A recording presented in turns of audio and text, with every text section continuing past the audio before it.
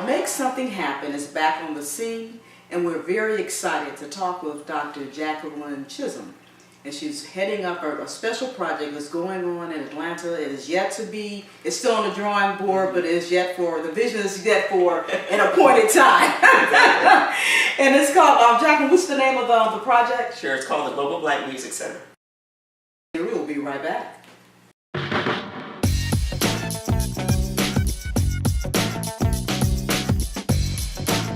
Are you a rising star? If you are, we are looking for you to showcase your talent as an author or independent music artist right here on the Audrey Wiggins Show. Please visit our website for details. Our next guest, Dr. Jacklyn Chisholm, is going to be telling her story of success, of destiny, and purpose. Now, Dr. Chisholm, thank you for being here today, although I'm in your office. We're on location, but you told your story, and I'm just very excited to be able to share with some other folks so we can be inspired, empowered, and really just get up and live our lives on purpose. Now, there's a project. I want to start at the end and then go back to the beginning. A project that you're working on. You're the executive director, right, and it's the Black Global Music Center. Global Black Music Center. Global Black Music Center.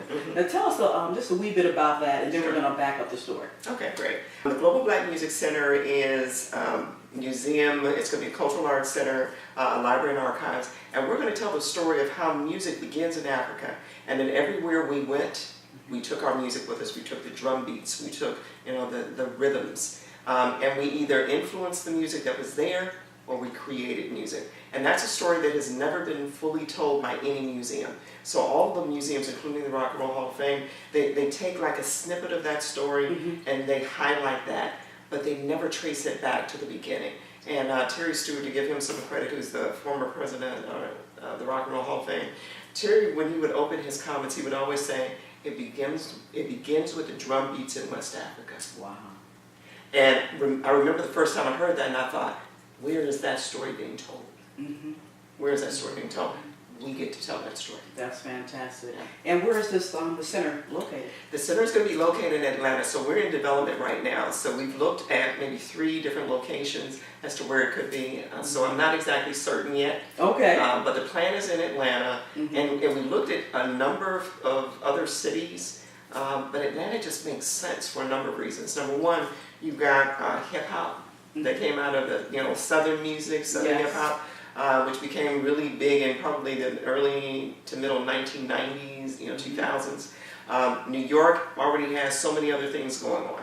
You got LA that has a lot of stuff going on, but the center, those 3 have become the center of music, and Atlanta doesn't have that. Atlanta is a place where they're doing a lot of things. They have a history of music. They have the civil rights history. And it just makes sense to have it in a place where music is already there, and entertainment in particular. I mean, how many times you turn on television and there's something filmed in Atlanta? Yeah, absolutely. So we figured that it just kind of makes sense. So we're really excited about it. Yeah, can't wait to see those plans roll out. Oh, right now we're trying to shop over here already. I live with this. This is, I've never been involved in anything this big before. Okay. I've done a lot of things. You and I were talking beforehand. Almost every position I've had over the last probably 15 or more years have been newly created positions. And first, it didn't dawn on me that was the case. It just kept happening. Okay. And then it got to a point where I started owning that. Apparently I'm good at that. So now when I'm in the middle of a meeting or something like that, depending upon who I'm speaking with, I'll say to the person, if it's never been done before, you want me at the table. That's right. I actually get it. I understand how to take something, an idea, yes, from idea to implementation. I get it. I understand how to do it. And for me, it's puzzles. And I didn't know that. That's one of the other things I used to love when I was little was with puzzles. And so you were primed from a long time, right? Who knew? Exactly. No idea. And let's talk about that as we were talking about going back, child puzzles. Not necessarily that far back, but the journey to this helm. It's very interesting. Yeah. So let's tell our viewers just really how that happened. We're gonna condense it a little bit. Right. But how did did it happen, Dr. Chisholm? Well, I was working at Cleveland Clinic. I did work there one time. Oh, God, this one. I was working at Case Western Reserve, and I had been there 17 years. Mm-hmm. And in the middle of that, I'd been praying about leaving for at least 7 years. Okay. And I kept getting, not yet, but I kept getting promoted. Not unhappy, thank you, Lord. Absolutely. And then there was one day in particular where the Lord said, get ready to move. And I said, okay, move where? And so, no, even before that, I said, okay, Lord, well, you told me that before, but I kept getting promoted, so I'm just going to wait until you tell me specifically where I'm going. And then he said, start taking things home, clean your hard drive. I said, oh, you mean move? I said, okay, so I got excited, started doing all this stuff, and I had no idea. Mm-hmm. So then the Lord told me to get in touch with 3 people in particular order. I did that. Okay. And it was through that process, the last person I spoke with said, I don't know if you know this, but I'm on the board of the Rock and Roll Hall of Fame. And it's a position that the board wants to create. I think you'd be perfect for it. Now I go before the Lord and I said, what? Lord, why would I go to the Rock and Roll Hall of Fame? I don't even like rock and roll music. Yes. All right, so, but I learned if God says, obedience. Okay, mm-hmm. Because there's a blessing in it for you. Yes. Okay. So I say to the Lord, I'll do whatever you want me to do. This makes no sense to me, God. 5 times I asked God. I don't remember 1 through 4, but the 5th one I said, okay, look, I know I'm getting on your nerves. I don't mean to. But then I reminded him of the story in Bible, Gideon, in Judges. Mm-hmm. Where Gideon asked God and said, look, if this is really you, and he had fleece, he said, make the fleece wet and the ground around it dry. And then I'll know that you're going to be with me. Yes. He goes to bed, wakes up, fleece, wet, ground dry, does it again, asks him. I said, God, you didn't get mad at Gideon. So you can't get mad at me, because I know you're no respecter of persons, by asking you 5 times. Yes. I finally said, Lord, I just need to see the words Rock Hall anywhere. Mm-hmm. See it on a bus, magazine, somebody can speak the word to me. I just need to know. Get up that morning, long story short, I read the paper, get to this caption. The caption was Rock Hall. I held with my chest and said, Pyramid of Water, Rock Hall. So then I said, okay, Lord, what are we going to do there? Yes. Why are you sending me there? Mm-hmm. He had me get a PhD in psychological anthropology. I'm thankful for that and love that. But why would you have me leave higher education to go to the Rock and Roll Hall of Fame? I don't need a PhD for that. But again, he told me go. Okay, go. In the midst of that, I'm now 6.5 years into it, I get a phone call from this real estate developer. He identified himself as a real estate developer from Atlanta. Okay. They wanted to come to the Rock Hall. And they wanted to understand how you put a music museum together. They were interested in the Black Music Museum together in Atlanta. I said, oh, that's really interesting. So he's telling me stuff. And in the middle of the conversation, he said, so what would it take to get you to come and run it? At which point I almost dropped the phone. You weren't expecting that. Not at all. You went from development to concept to, can you run it? Well, let me even go back a little further real quick. Yes. As we were talking, as you and I are having this conversation, the Lord reminds me that shortly before this man called, I said, you know what, Lord, I've never had anybody call me and tell me that I was perfect for a job. Then boom, this man calls me. I said, okay, fine. So I get off the phone. I go, okay, God, is this you? Yes. So that was my next question. Lord, is this you? Right. I get confirmation, absolutely, this is my will for you, this is my purpose. Then it's like, that's why I sent you to the Rock Hall to understand how you run one. Oh, that's what this was about. Who knew? Right. Who knew? So I then go, and you're gonna love this part. And I gotta say this real quick. So I get to Atlanta, one of the first meetings with a development company down there. They're like a CDC, a Community Development Corporation. Yes, CDC. Mm-hmm. So the guy is telling me, he said, a lot of people come with these great ideas for nonprofit organizations, but they really don't understand this, and this. So he's talking, and in the midst of his conversation, it dawns on me, he doesn't know who I am. He doesn't know what I know. That's right. So after he finishes his conversation, I said, I know exactly what you're talking about. Let me tell you how we did that at the Rock Hall. I run it down for him. And it wasn't until I'm explaining to him how we did it at the Rock Hall, in my head, in the back of my mind going, I really know this stuff. Oh my God, I really am prepared to do this. It was as much a surprise to me. I knew some things, but it wasn't until I'm describing it to him that I'm in boom. Right. I'm like, oh shoot. And you just do one of these. Oh actually, there's something that God had given me years ago, and it talks about how people transition from one role to another. And the first is that, and it's all about identity, because that's what is of interest to me, is how do you self-identify. Okay. So he said in phase 1, it's the who you were. Phase 2 of this process is the who you are here. The phase 3 of the process is who you are now. Wow. The phase 2 is faking it until you make it. Okay. So at that moment in Atlanta, as I'm explaining to this man, now I had been CEO all of 2 months, but in that moment, You were. there we are. Yes. That was yes. Yes. It was an instant shift in my understanding that before I was kind of playing the role. You know, it was. I've said this. I have a blog. It's drjacklynChisholm.com. So the blog, the last one is entitled "An Introduction to ... myself." And this issue of identity and who we are, and who are you when there are no titles? Who are you when all of that, all the trappings, when that's gone? And so I'm going through this process of, okay, I used to be a vice president at the Rock Hall. I'm not that anymore. I'm the CEO of this thing that doesn't exist yet, but it's very present with me. Okay. Yeah. And I'm always in the position of having to explain it to someone and have them catch the vision. Almost like put my arm around them and go, okay, now, can you see this? You know. So how do you? It's a very interesting place to be, to have the title of Chief Executive Officer of something that doesn't exist yet. It only exists on paper. It only exists in my head. It only exists in the minds of the people who have caught the vision and are helping me make it happen. It only exists in God's mind, because that was the purpose for which He sent me to the Rock Hall. Yes. You know, so I'm learning that part of it. I'm learning that part of it. This is your character. You just keep growing. You just keep growing, and you're in a position to mentor. Oh, absolutely. Somebody else. That's my favorite thing to do. Okay, so we're gonna talk after this song. No. That's my favorite thing to do. Yes, because so many times I have this little, saying that I always say is like every 10 years after 20, we transition to something else. Yeah.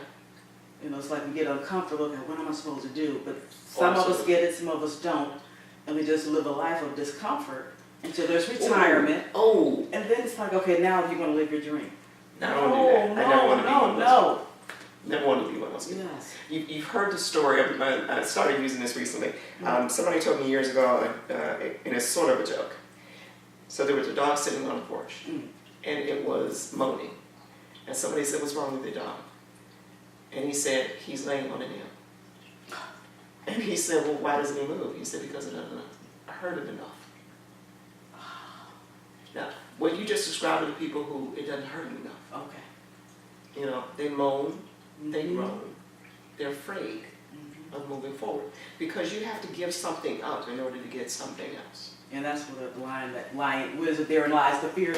Yes. And you have to, there's remember I said this to you before we started tape. I'm a visual person, so I keep a lot of things in front of me.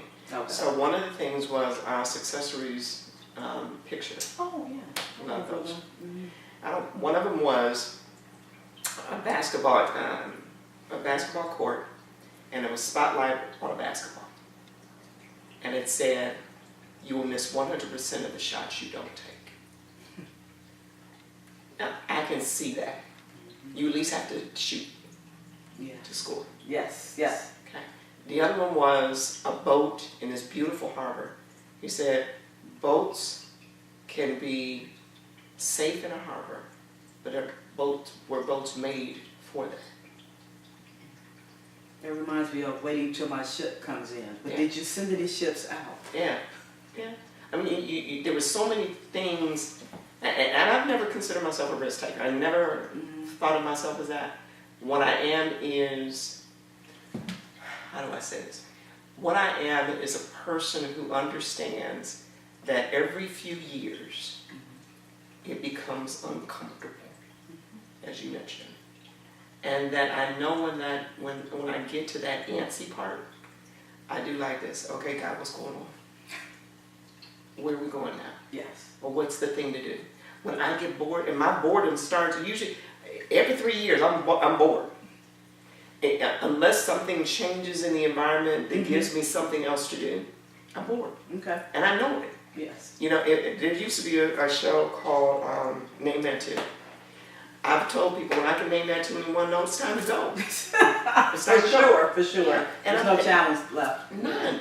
And I don't have to think to do it. And if I don't have to think to do it, then get somebody else to do it. Right. The way I've described it to people is I build really good foundations. Okay. Now, I will hire the people who put the frame up. I will hire all the people who do all that other stuff. I will hire the best. And once the building is up and running well, I'm doing like this. Okay, well, that one's done. Where to next? Yes. But I'm never going to be the person. I'm not going to be the framer. I'm not going to be the plumber. That's not what I do. I build a foundation so that whatever you put on that will stay in. Yes. That's what I do. And I didn't understand that until a few years ago. So part of the conversation that we're having, in addition to purpose, is knowing oneself. And there are things that I used to think that was, I used to think that those issues were, what's the expression? That it was being flighty. That it was, I defined them in a negative way. And in defining them that way, I never embraced them. And one day I was at, the Lord sent me to this place called Bryn Mawr for women in higher education. I was there for a month. I had never had that experience before. And it was at a point in my professional life where I was broken. Okay. And I didn't understand what was going on. I felt like, God, what happened? Why are you letting these people mess with me like that? So God sent me to Philadelphia, Bryn Mawr, beautiful campus. And you had to be selected to go. Okay, so I get there, and for the first 3 days I'm in tears. I mean literally. Wow. Spirit broken. And by the end of that 4-week period, I was a different person. And I was combing my hair one day, and the Holy Spirit said to me, He said, the gifts and talents that I've given you are part of your armamentarium. And I knew it was the Lord because armamentarium is not part of my lexicon. That's not that's not a word I normally use. And He said, and if you don't own them, if you don't know that you have them, I can't use them optimally through you. And He reminded me of David. He said David had to understand that he knew how to use a slingshot. He had to know how to pick the right stone to use in the slingshot. That's right. He had to know that. And there's nothing, I used to think it was being, humble. So you don't, somebody compliments you, you go, oh no, That's a subject for another show. Okay. We don't know how to receive, yes. Yeah, no. Yes. And someone just explained it to me that it wasn't an issue of humility. He said, because you had nothing to do with the talents that you have. I gave those to you. It's just knowing that you have them. Oh, well, that's different. So now, once I understood, 2 major things about myself, God has gifted me with the ability to build foundations. God has gifted me with the ability to take idea to implementation. It has nothing to do with me. There's gifts and talents, skills that I have. And I try to make certain that I do them as unto the Lord. Okay. But it has nothing to do with me. So I no longer have to be humble about it. You want me at the table if it's never been done before. That's right. God has given me a gift. Yes, use it. You want me there. You really do. You really do.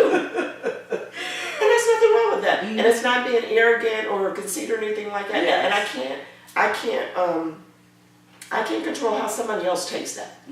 See, I used to spend my life worrying about how somebody else was going to perceive what I said, and question myself and really thought about what did I say. Trying to be this humble person. Oh my God. Yeah. Or wanting people to like me. Yes. Because that was another issue. Oh, I want them to like me. And did I say the right thing? Did they think of me? And spent an inordinate amount of my life thinking about those kinds of things. And I'm at a point now where I believe that I'm coming into my own. And the person that I need to be needed to go through these experiences to slough some stuff off. There are moments in your life where in order for you to get to that next level, and this is another one of my blogs. God gave this to me. And pardon the use of this analogy, but when a snake has to grow, it's necessary for his skin to come off. It has to. If it doesn't, he suffocates. Okay. It suffocates. And what people don't understand is as they're going through this transition, and this is one of the things that I've learned, that there are moments when you have to give something up. It may be people, it may be, you know, situations, it may be something that's of value to you at that moment. Because you don't understand it's that thing that got you to where you are, but it's not the thing that's going to take you to the next one. And people get so comfortable. We do. And I think part of it is comfort, the other part is fear. You'd be surprised how many things people are afraid that they don't see the next step. And because they don't see the next step, they're afraid of taking the next step. But the reality is, and this is what I've learned, that when God is calling you to a higher place, you can't be comfortable where you are. You can't stay there. Because if you stay there, you limit yourself. And you're unhappy.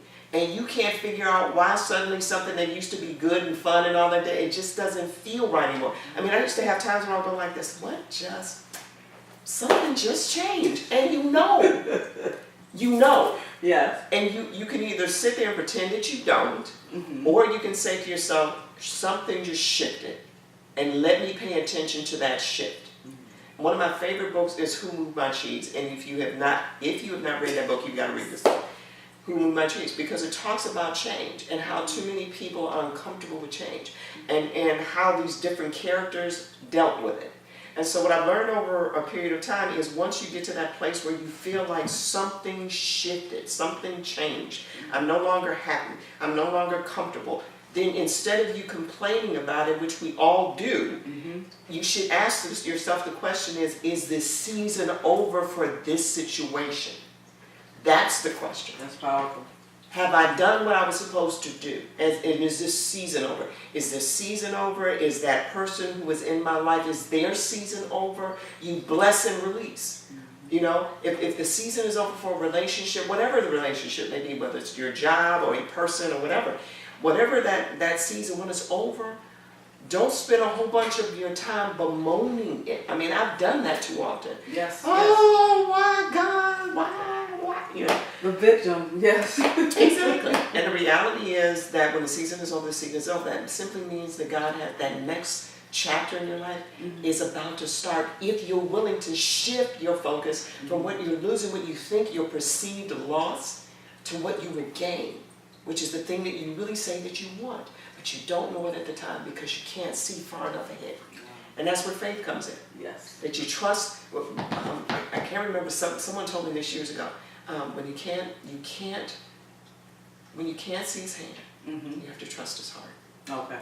So in this situation with the Global Black Music Center, when I was called to do it, it makes absolutely no sense to me.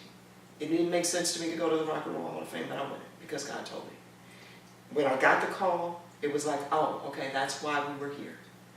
And then I have these moments of stark terror. Because as I said, who builds museums? Yes. Who am I? Jacklyn Chisholm, yes, Dr. Jacklyn Chisholm, but Jacklyn Chisholm grew up off of 123rd and Kinsman, 143rd and Kinsman, went to John F. Kennedy High School. Who am I to be given the task of creating something that has never existed before on this broad scale? Now, the Global Black Music Center, I mentioned to you, is museum, cultural arts center, library and archives. But it's going to be more than that. It's going to be a ministry. See, I understand now that the reason that I'm going, the reason that I am sent there is because we've got to be a ministry to the people who live there.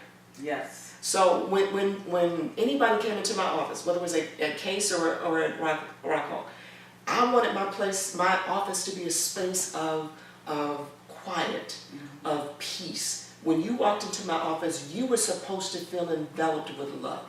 Okay. This place has to be that. I want every person who walks into the Global Black Music Center to walk in and say, this feels different. I don't know what it is, but there's something here But And isn't I'm it not true a part of that it. whoever's at the top, or whatever's at the top, it filters down Absolutely, to the bottom. absolutely. So to the bottom, meaning that front door, so when we walk in there. That's it. Oh, I set the tone. Yes. That's So I set the tone when I walk, and this, again, this is true for any place where you.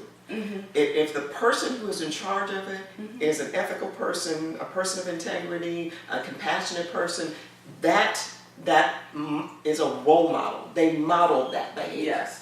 Okay. Yes. If there are people who get by on treating you like crap or something like that, they model that behavior. Then the environment creates that. Yes. Okay. And you can generally tell. I'm a spiritual person who, when I walk into a room, I feel. I mean, my feeling scanners are out, and if it doesn't feel right, I'm not staying. Okay. There's no reason to. If something is, and years ago I used to not pay attention to that. I don't go, oh yeah, I just poo-poo it. But now I'm mindful of where I'm putting myself. I am a child of the Most High God. I have a responsibility, and I'm not talking about just the way you comport yourself. I'm not just talking about that. Because I got caught up in the, oh, you can't wear this, you can't wear that, and that kind of Christianity. No, I'm not talking about it. I'm talking about my spirit is important to me. And so I don't want my spirit, which is in my body, to be in a place that is not going to feed me. So if I'm walking in the door and it doesn't feel right, I must leave. Yes. If I'm not supposed to be there, my spirit doesn't convince me that this is where I'm supposed to be, I've got to go. Because it's too important to me. I'm not talking about being perfect or anything like that. I value, how do I say this? Because I've taken the time to allow the Lord to use me the way I want Him to use me, I've given Him permission to use my body the way He wants. Yes. So I said, Lord, you have it. Whatever I have, whatever I am, you got it. So if He says leave, I leave. Now, I may not leave immediately because my mind is saying, oh, flesh is taking over, questioning. Well, we have to go. And speaking of going, Sure. there's going to be a point where Gotta go. we're going to have to pack up and Gotta leave go. this place Gotta called go. Cleveland, Ohio. Gotta go. You're going to go to Atlanta. Yeah. And your family's excited and they're ready to go with you. You know what? When I got the call, my husband was the first one who told me when we started dating, not when we were at Kennedy, but years later, he said, I love the changing seasons. I can't think of any reason to leave Ohio. So I knew when I married him, dang, I'm going to be in Ohio For the rest of my life. Love Ohio, love my city, nothing wrong with that. But it wasn't what I was planning. Right. Okay, we've been together 28 years. We just celebrated our 28th That's anniversary fantastic. recently. Congratulations. It's not big. But when I got the call, my husband's response, his immediate response, he just like, you look good. He said, yeah, we can move. And I looked at him like, what? And then both of our children were home at the time, and I told them, and they said, you're going to take it, right? You're going to do it, right? And I was like, whoa, I haven't talked to God yet. This is good. This response is good. But hold it. Yeah, but yeah, no, we're ready. Okay. We're wherever we're called is where we're ready to go. Well, absolutely. That's absolutely fantastic, and we can't wait to see that structure, and then, it's going to be internet, and then we're going to get down there. Yes, absolutely. Yeah, especially for the grand opening. Oh, yeah, you'll have to yes. be there. You'll have to come. Yeah, we'll be there. Yeah. But Dr. Chisholm, thank you so much. It's been my pleasure. Absolute Thank you. pleasure. You're welcome. This has been an exciting webisode on the MakeSomethingHappen.TV. Audrey Wiggins signing out. And remember, you go out and you make a difference in the community where you live, and let's change the world one person at a time.